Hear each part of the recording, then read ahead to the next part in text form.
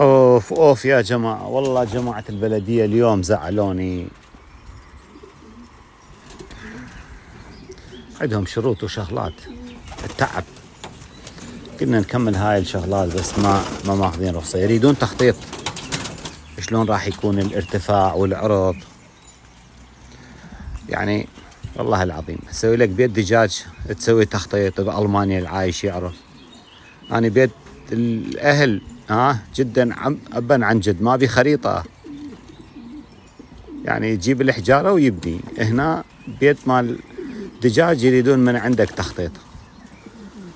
اوف يا ربي، ادعوا لنا بالخير يا جماعة، ادعوا لنا ما عندي وهس، اذبحن كلهن اذبحن. تعال تعال تعال. من وراكم ما تعرفون السالفة شنو؟ بعد تجون وياي للبلدية كلكم بس اكل وشرب. العلب استغفر الله، حاشا صار